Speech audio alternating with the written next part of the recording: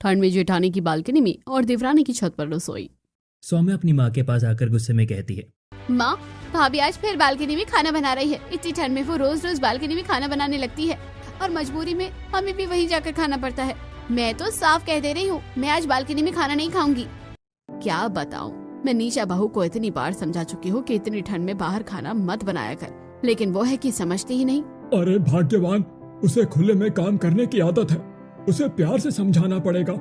यही सोचकर माधवी और मुकुंद बालकनी में आते हैं, जहाँ निशा गैस को बालकनी के कोने में रखकर गाना गुनगुनाते हुए खाना बना रही थी। जैसे ही निशा अपनी सास ससुर को देखती है तो कहती है, आइए माँ जी, पिताजी, थोड़ी देर में गर्मा गर्म खाना तैयार हो जाएगा, फिर मैं आप लोगों को खाना परोस दूंगी। अरे माँ जी की बच्ची, तुझे कितनी बार समझाया कि बालकनी में खाना मत बनाया कर। अरे मैंने इतनी अच्छी रसोई बनवा रखी है, तुझे वहाँ खाना बनाने में क्या दिक्कत है। माँ जी, देखा तो है आपने कि रसोई कितनी छोटी है। इतनी छोटी सी जगह में हवा आने की भी जगह नहीं होती और मुझे खुले में खाना बनाने में मजा आता है। मैं तो बस यही खाना बनाऊंगी। अरे बहू, अभी तो ठीक है, लेकिन आगे ठंड और बढ़ने वाली है। खुली बालकनी में खाना बनाएगी तो तुझे बहुत ठंड लगेगी। अरे बाबूजी, मुझे कुछ नहीं होगा, मुझे तो ठंड में खाना बनाने में बहुत मजा आता है।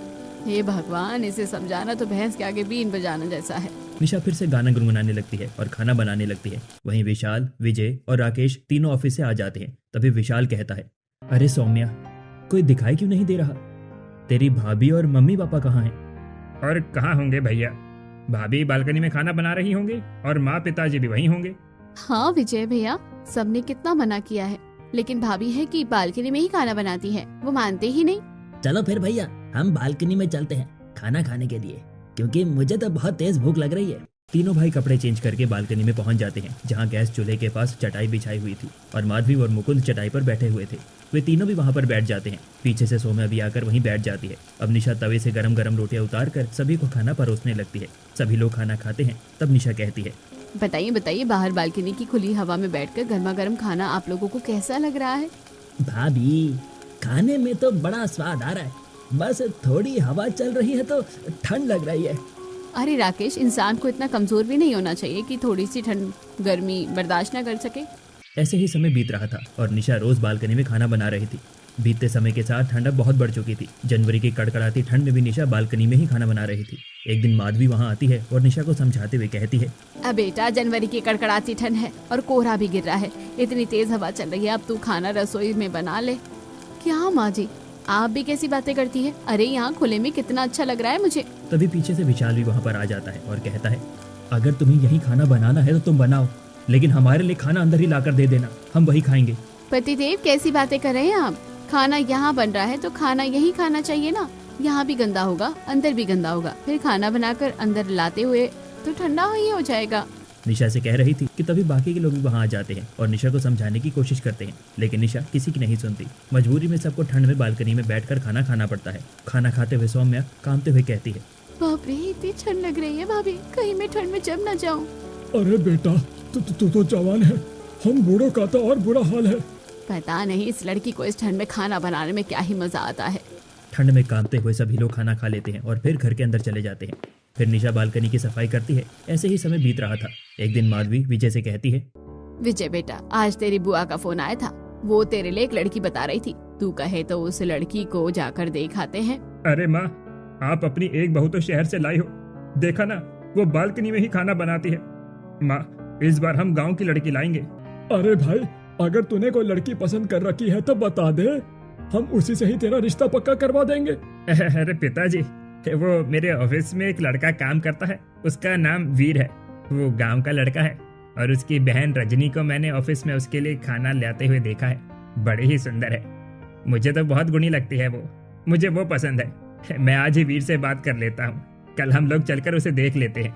हाँ माँ, भैया सही कह रहे हैं, कम से कम गाँव की लड़की आएगी तो रसोई में तो खाना बनाएगी।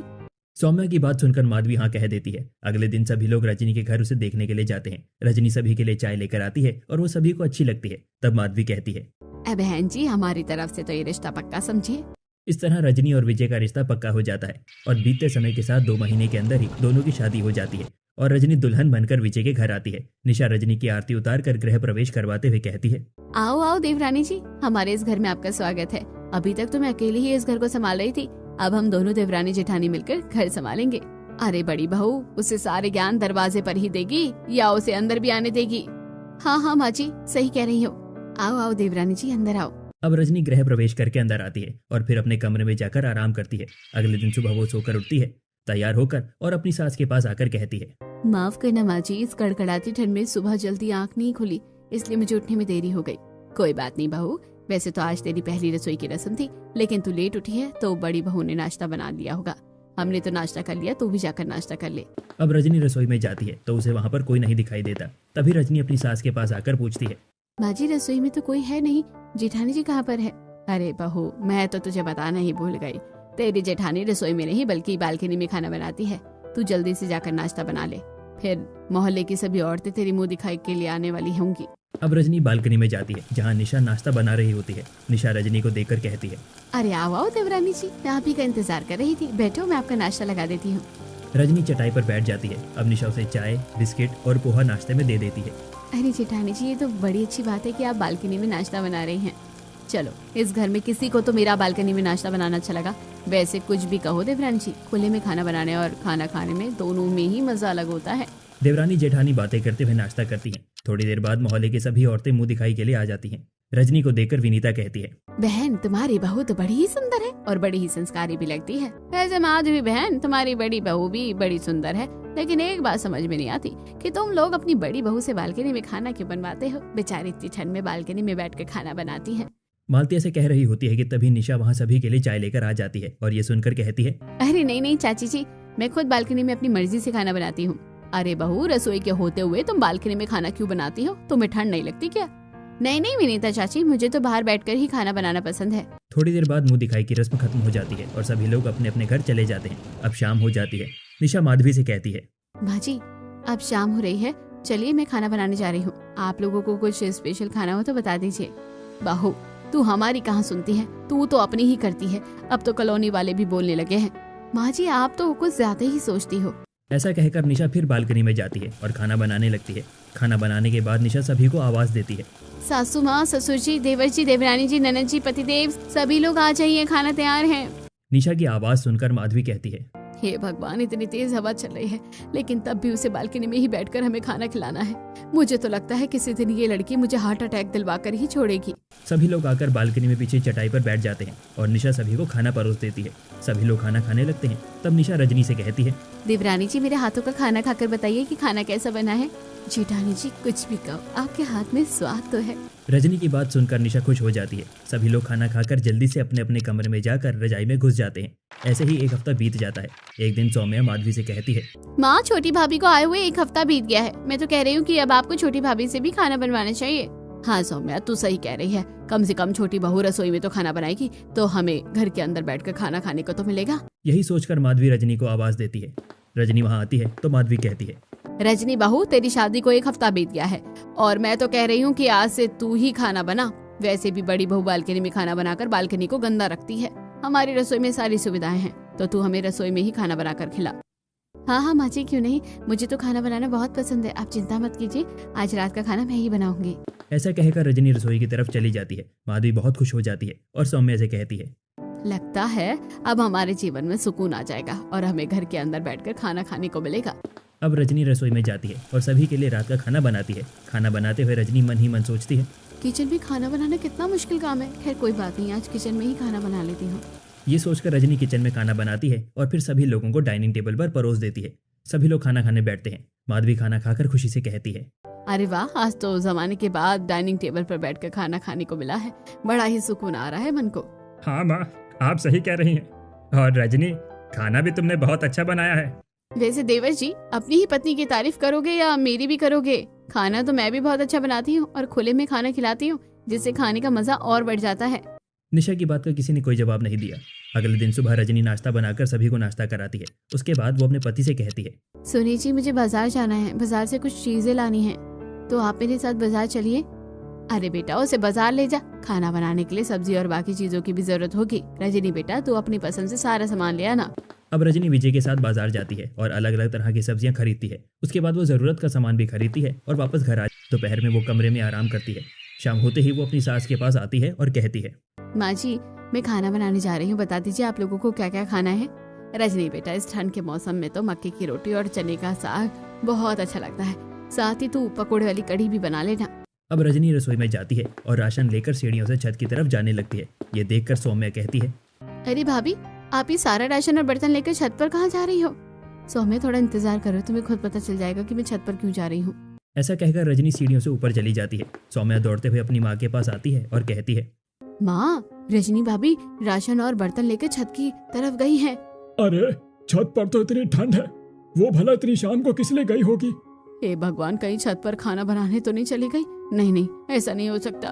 अब सौम्या, मुकुंद और माधवी तीनों छत पर जाते हैं तो देखते हैं कि रजनी छत पर खुले में गुनगुनाते हुए चूल्हे पर खाना बना रही थी। ये देखकर माधवी अपना सिर पकड़कर बोलती है, हे भगवान, हमारे घर में बालकनी में खाना बनाने वाली बहू क्या कम थी जो अब छत पर खाना बनाने वाली बहू भी आ गई।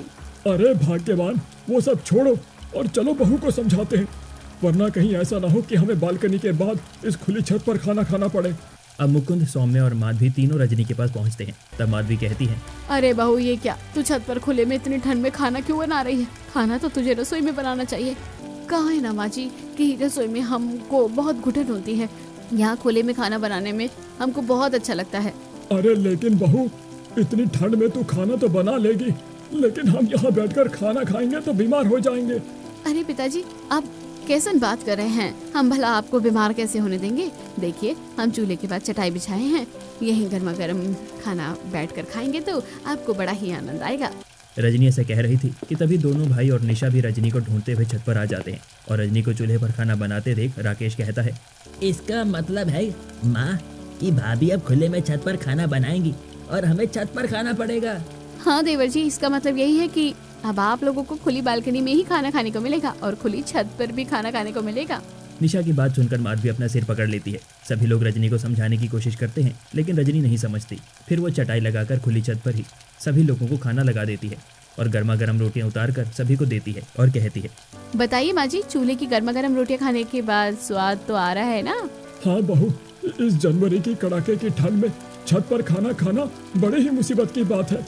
बालकनी तो फिर भी ठीक है, कम से कम वो चारों तरफ से खुली तो नहीं थी, लेकिन छत तो चारों तरफ से खुली है और यहाँ से ठंडी ठंडी हवाएं आ रही हैं। अरे भैया, आप इतनी चिंता काहे को कर रहे हो? चूल्हा तो जल रहा है और उसकी गरम गरम आंच लग रही है, आराम से खाना खाइए। वैसे जेठानी जी, मुझे लगता था कि सिर्फ मुझे ही रसोई में खाना बनाने में घुटन होती है, लेकिन आज पता चला कि आपको भी रसोई में खाना बनाना पसंद नहीं है। जहाँ एक तरफ निशा और रजनी दोनों एक दूसरे से काफी खुश थीं, तो वहीं परिवार के बाकी लोग बहुत परेशान थे। अब रजनी रोज ही खुली छत पर खाना बनाया करती। एक दिन माधवी धूप सेकने के लिए अपने घर के बाहर बने हुए चबूतरे पर आकर बैठ जाती है। तभी पड़ोसन विनीता और मालती वहाँ पर आती हैं। अरे माधवी, तुम्हें भी ठंड लगती है? हम लोगों को तो यही लग रहा था कि तुम्हें ठंड लगती ही नहीं। कैसी बात करती हो विनीता बहन, ठंड तो हम सबको लगती है। अब बहन, अगर तुम्हें ठंड लगती तो क्या अपनी बहू से तुम खुली हुई छत पर खाना बनवाती? और मैंने तुम सबको खुली छत पर बैठकर खाना खाते हुए देखा है। हाँ माधवी बहन, तुम भी तो हद करती हो। एक बहू से बालकनी में खाना बनवाती हो और दूसरी बहू से छत पर खाना बनवाती हो। क्या बताऊं, मैं तो अपनी दोनों बहुओं को बहुत मना करती हूँ, लेकिन वो दोनों है कि मानती ही नहीं। उन्हें तो रसोई में घुटन होती है और खुले में ही खाना बनाना पसंद है। बातें करने के बाद माधवी घर के अंदर आती है तो देखती है कि रजनी छत पर खाना बनाने जा रही थी। तभी विनीता उसे डांटते हुए कहती है, अरे रजनी बहू, तुझे कितनी बार समझाया कि छत पर खाना मत बनाया कर, और आज तो कुछ ज्यादा ही ठंड है। कोई जरूरत नहीं है छत पर खाना बनाने की, चुपचाप रसोई में जा खाना बना ले। अब रजनी बहुत उदास हो जाती है और वो अपने कमरे में जाकर विजय से कहती है, सुनिए जी, जेठानी जी इतने दिनों से बालकनी में खाना बना रही है, तब तो उन्हें किसी ने कुछ नहीं कहा, और मुझे छत पर खाना बनाना अच्छा लगता है, तो माँ जी मना क्यों कर रही हैं? देखिए प्लीज, आप माँ जी को समझाइए ना। अब विजय बाहर आता है और अपनी माँ को समझाते हुए कहता है, माँ, तुम क्यों रजनी को छत पर खाना बनाने के लिए मना कर रही हो? अरे वो तो चूल्हा जलाकर खाना बनाती है और चूल्हे की आंच में खाना खाने से इतनी ठंड नहीं लगती। भाभी तो इतने दिनों से बालकनी में खाना बना रही है। प्लीज माँ, उसे भी छत पर खाना बनाने दो ना। ठीक है, जैसा तुम लोगों को ठीक लगता है वैसा करो। ऐसा कहकर माधवी अपने कमरे में चली जाती है और रजनी खुश होकर छत पर खाना बनाने के लिए पहुंच जाती है। वो चूल्हा जलाती है और फिर गुनगुनाते हुए खाना बनाना शुरू करती है। वो आलू पालक का साग, मक्के की रोटी, आलू मटर की सब्जी और तड़के वाली दाल सब कुछ बनाकर तैयार कर देती है। फिर आवाज देकर सभी को कहती है, अरे खाना तैयार है, आप सभी लोग खाना खाने आ जाइए। रजनी की आवाज़ सुनकर सभी लोग खाना खाने के लिए छत पर आ जाते हैं। कड़कड़ाती ठंड में चटाई पर बैठकर वे खाना खाने लगते हैं और रजनी गर्म रोटियां उतार कर सभी को देने लगती है। ऐसे ही कुछ दिन बीत जाते हैं। एक दिन सौम्या माधवी से कहती है, माँ पहले तो हमें बालकनी में खाना पड़ता था और बालकनी में थोड़ी कम ठंड लगती थी, लेकिन आजकल तो हमें छत पर खाना खाना पड़ता है और छत पर तो थोड़ी ज्यादा ही ठंड लगती है। मैं कह रही थी आप दोनों भाभीियों को काम बांट दो, एक दिन बड़ी भाभी खाना बनाए और एक दिन छोटी भाभी। कम से कम हमें एक दिन बालकनी और एक दिन छत पर खाना खाने को तो मिलेगा। माधवी को सौम्या की बात सही लगती है। तभी माधवी दोनों बहुओं को बुलाती है और कहती है, छोटी बहू आज से एक दिन का खाना तुम बनाओगी और बड़ी बहू एक दिन का खाना तुम बनाओगी। रजनी और निशा दोनों खुशी से हाँ कर देती हैं। अब एक दिन निशा अपना खाना बालकनी में बनाती है और दूसरे दिन रजनी अपना खाना छत पर बनाती है। ऐसे ही कुछ दिन बीत जाते हैं। एक दिन मुकुंद बाजार से आ रहा था कि तभी उसके दोस्त उससे मिले और उससे कहने लगे, अरे मुकुंद, तू एक बात तो बता यार, तेरे घर में कभी छत पर तो कभी बालकनी में खाना बनता है? क्या बात है भाई, किचन खराब हो गई है क्या? तुम लोग किचन में खाना क्यों नहीं बनाते हो? क्या बताऊं भाई, मेरे दोनों बहुओं को किचन में खाना बनाना पसंद ही नहीं है। मेरी बड़ी बहू को बालकनी में खाना बनाना पसंद है और छोटी बहू को छत पर खाना बनाना पसंद है। अरे भाई, तुम लोगों में बड़ी हिम्मत है जो तुम लोग इतनी ठंड में छत और बालकनी में खाना खा लेते हो।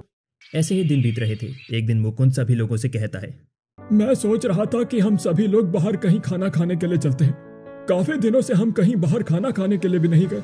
हाँ पिताजी, आप सही कह रहे हैं। आपको पता है अभी एक नया रेस्टोरेंट खुला है, सुना है वहाँ बहुत अच्छा खाना मिलता है। हम सभी वहीं चलते हैं। अरे नहीं देवर जी, रेस्टोरेंट के बंद माहौल में खाना खाने में मजा नहीं आता। ऐसा करते हैं कि हम ढाबे पर चलते हैं और वहाँ बैठकर खुली हवा में खाना खाएंगे। हाँ जेठानी जी, ये आपने बहुत सही कहा। खुले में बैठकर खाना खाने का मजा ही कुछ और है। मैं एक ढाबा जानती हूँ जहाँ बाहर ठंडी हवाएं चलती है और खुले में खाना खाने में मजा ही आता है। सभी लोग तैयार होकर ढाबे पर खाना खाने के लिए पहुंच जाते हैं। ढाबे के बाहर खटिया लगी हुई थी और जोर जोर से हवाएं चल रही थी। निशा सभी लोगों से कहती है, अरे आप देख क्या रहे हैं, बैठिए आप लोग।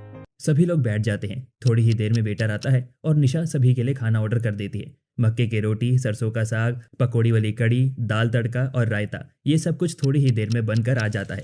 अब सभी लोग कांपते हुए खाना खाने लगते हैं। तब मुकुंद कहता है, हे भगवान, ये हमारी बहुएं किस बात का बदला ले रही है? अरे खाना खाने के लिए इतने खुले में कौन आता है भला? हाँ पिताजी, घर में चैन से खाना खाने को नहीं मिलता और बाहर खाना खाने आए तो वहाँ भी ऐसी ठंडी हवा में खाना खाना पड़ रहा है। अरे जल्दी जल्दी खाना खाकर घर चलते हैं, मुझे तो बहुत ठंड लग रही है यहाँ। सभी लोग जल्दी जल्दी खाना खाते हैं। उसके बाद विशाल ढाबे का बिल देता है और सभी जल्दी जल्दी घर वापस आ जाते हैं और अपने अपने कमरों में रजाई में घुसकर सो जाते हैं। अगले दिन शाम को बुआ जी घर आ जाती हैं। सभी लोग बुआ जी से मिलकर बहुत खुश होते हैं। तब माधवी निशा से कहती है, अरे निशा बहू, जरा अपनी बुआ जी को कुछ बनाकर तो खिलाओ। माँ जी, बस मैं खाना बनाने ही जा रही हूँ। निशा बालकनी में जाती है और खाना बनाना शुरू करती है। थोड़ी देर बाद निशा का खाना बन जाता है तो वो सभी को आवाज देती है। तभी माधवी हिमानी से कहती है, चलिए दीदी, हम खाना खा लेते हैं। हिमानी माधवी के साथ बालकनी में आती है। तब निशा कहती है, बैठिए बुआ जी, मैं आपके लिए खाना निकाल देती हूँ। हे भगवान, अरे बहू, तू बालकनी में खाना बना रही है? इस ठंड में भला बालकनी में खाना कौन बनाता है? और माधवी, तू यहाँ बैठकर मुझे खाना खिलाएगी इतनी ठंड में? अरे बुआ जी, कुछ नहीं होगा आपको, ये लोग भी यहीं बैठ कर खाना खाते हैं। आज आप यहाँ बैठकर खाना खाकर देखिए, आपको मजा ही आ जाएगा। तब तक परिवार की बाकी लोग भी वहाँ आ जाते हैं और सभी लोग बालकनी में बैठकर ठंड में कांपते हुए खाना खाने लगते हैं। अगले दिन शाम को रजनी छत पर खाना बनाने के बाद सभी लोगों को आवाज देती है। तब माधवी कहती है, दीदी, कल आपने बालकनी में खाना खाया था, चलिए आज आपको छत पर खाना खिलाते हैं। ये सुनकर तो जैसे हिमानी के होश उड़ जाते हैं। अब माधवी हिमानी को लेकर छत पर जाती है जहाँ रजनी खाना बना चुकी थी। तब तक परिवार के बाकी लोग भी आ जाते हैं। सभी लोग छत पर चूल्हे के सामने चटाई पर बैठकर खाना खाते हैं। तभी हिमानी कांपते हुए कहती है, हे भगवान, अगर मैं तुम लोगों के घर कुछ दिन रह गई तो मुझे तो धरती छोड़कर स्वर्ग में ही वास करना पड़ेगा। अब जैसे तैसे बुआ जी रात का खाना खाती हैं और सुबह की गाड़ी से वापस लौट जाती हैं। अब माधवी सभी लोगों को हॉल में बुलाती हैं और कहती हैं, देखा आप लोगों ने, हिमानी दीदी यहाँ रहने आई थी, लेकिन वो ठंड से डरकर 2 दिनों में ही भाग गई। दोनों बहुओं ने मिलकर चारों तरफ हमारी बेइज्जती कर रखी है कि हमारे यहाँ रसोई में नहीं, बालकनी और छत पर खाना बनता है। अब तो हद हो गई है।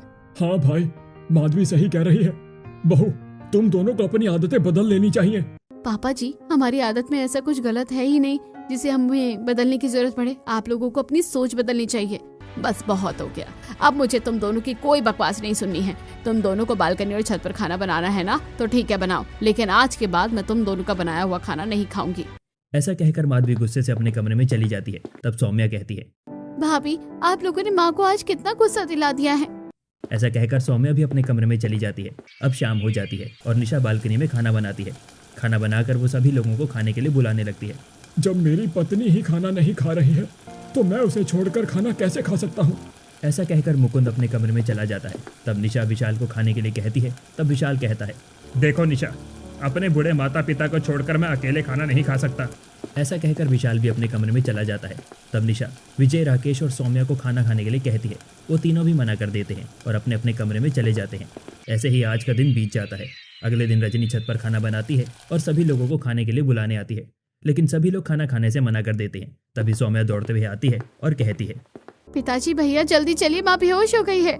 सभी लोग दौड़कर माधवी के पास जाते हैं तो देखते हैं कि माधवी बेहोश है।